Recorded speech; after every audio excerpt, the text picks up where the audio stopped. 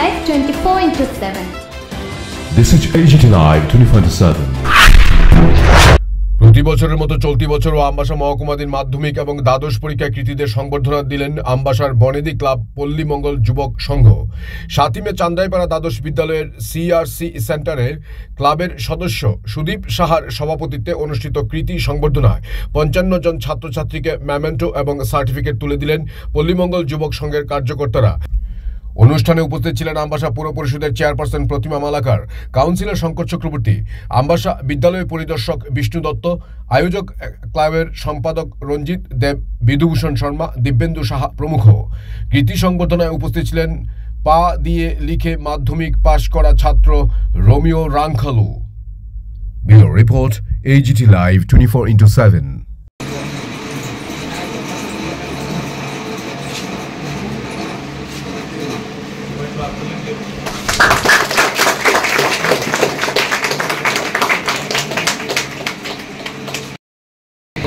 তারপর আমি একটু কিছু সংবর্ধনা দেব এবং পত্রপত্রিকা দেখেছ। রোমিও রাংখাল কিন্তু একজন শারীরিক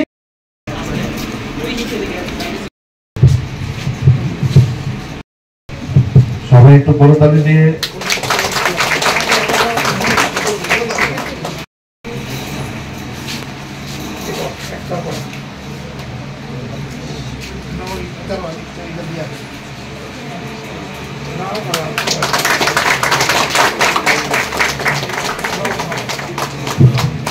পরবর্তীতে আমরা ডেকে নিচ্ছি সবাই একটু বড় তালি দিয়ে উৎসাহিত করুন।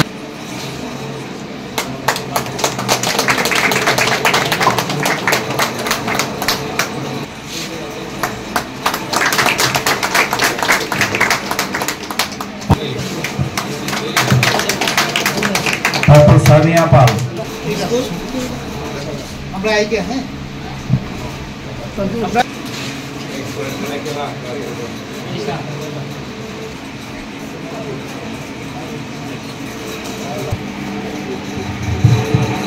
কোথায় দলবাড়ি গেট দ্বিতীয় স্কুল থেকে পৃথ্বীরাজ। তারপরে যাচ্ছি গোপাল সরকারপাড়া হাই স্কুল, গোপাল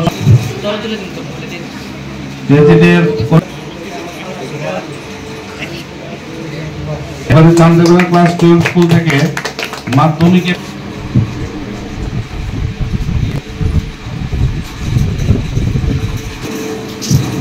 পরবর্তী নাম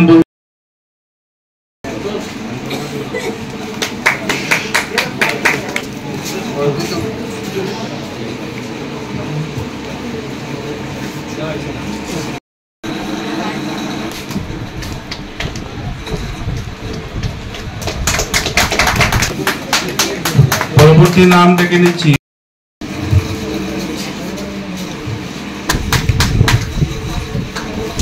চান্দেপাড়া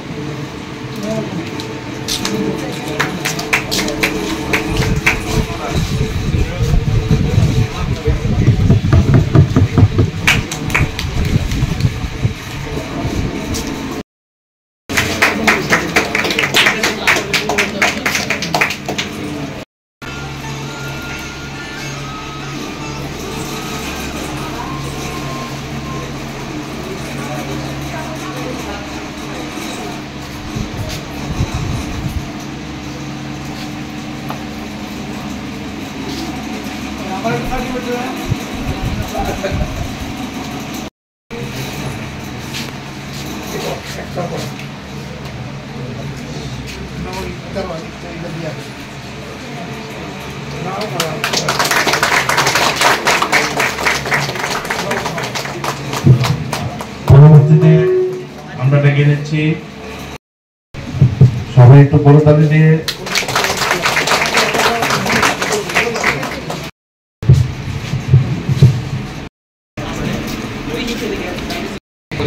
তারপর আমি একটু করছি।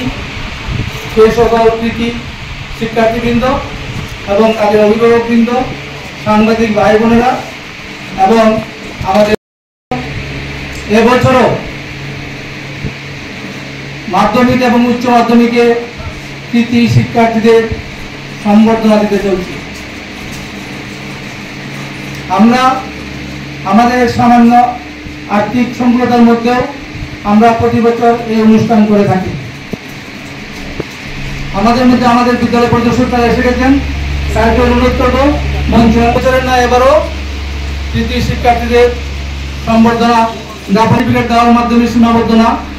আমরা চাই শিক্ষার্থীরা ভবিষ্যৎ জীবনে যাতে আরো উন্নতি করতে পারে এবং এখানে আমরা যা করতে যাচ্ছি তা হলো তাদের উৎসাহ প্রদান, যাতে ভবিষ্যতে যারা এখনো 9, 11-এ পড়ে তারাও যাতে মাধ্যমিক এবং উচ্চ মাধ্যমিকে আরো ভালোভাবে উত্তীর্ণ হয়ে এই সংবর্ধনায় অংশগ্রহণ করতে পারে।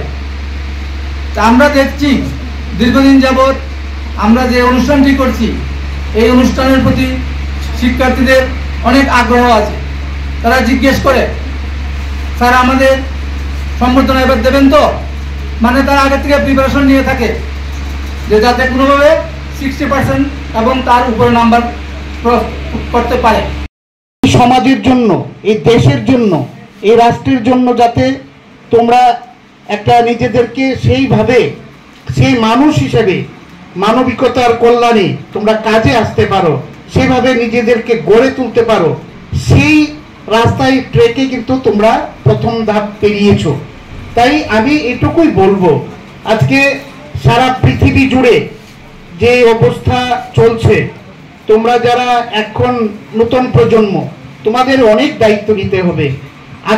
আগামীর প্রজন্ম তোমরা, তোমাদের উপরে ভারতের, তোমাদের দেশের সমস্ত দায়িত্বগুলো, যেটা মানে আমার পূর্ববর্তী বক্তা বলার চেষ্টা করেছে যে নেশামুক্ত সমাজ গড়া, নেশামুক্ত রাষ্ট্র গড়া, এগুলোর দায়িত্ব তোমাদের কাঁধে আসছে।